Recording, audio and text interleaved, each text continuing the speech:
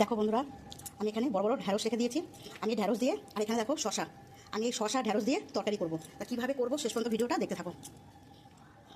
দেখো বন্ধুরা, এখানে আমি ঢ্যাঁড়স কেটে নিয়েছি এরকম লম্বা লম্বা করে, আর এখানে শশাও কেটে নিয়েছি। তা আমি শশা দিয়ে ঢ্যাঁড়স দিয়ে আমি চচ্চড়ি করবো।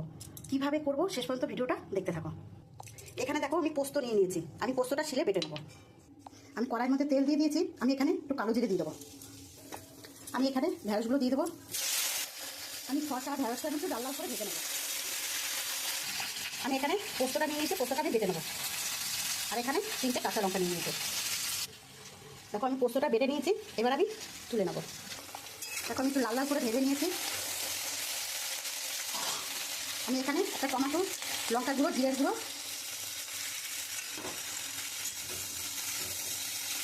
কষিয়ে নেবো।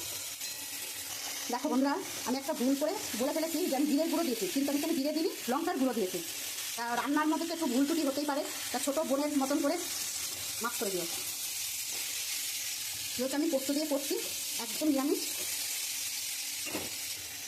আমি এখানে পোস্ত বাটাটা দিয়ে দেবো।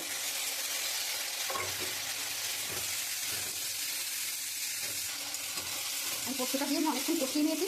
আমি এখানে একটুখানি চিনি দিয়ে দেবো স্বাদের জন্য।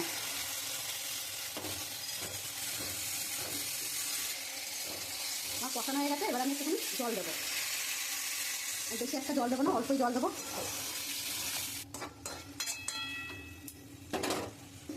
দেখো বন্ধুরা, আমার হয়ে এসছে, আর একটু হবে। আমি এখানে একটুখানি ধনে পাতা দিয়ে দেবো। আমি একটা হয়ে গেছে, আমি এবার নামিয়ে দেবো। দেখো বন্ধুরা, পোস্ত দিয়ে শশা ঢ্যাঁড়স দিয়ে আমি চচ্চড়ি হয়ে গেছে। আমার যদি এই রান্নাটা ভালো লাগে তাহলে একটা লাইক কমেন্ট শেয়ার করে দিও। আর তোমরা এরকমভাবে বাড়িতে করে খেও, আশা করি খুব ভালো লাগবে। প্রথম থেকে শেষ অবধি ভিডিওটা দেখার জন্য অনুরোধ রইল। ধন্যবাদ।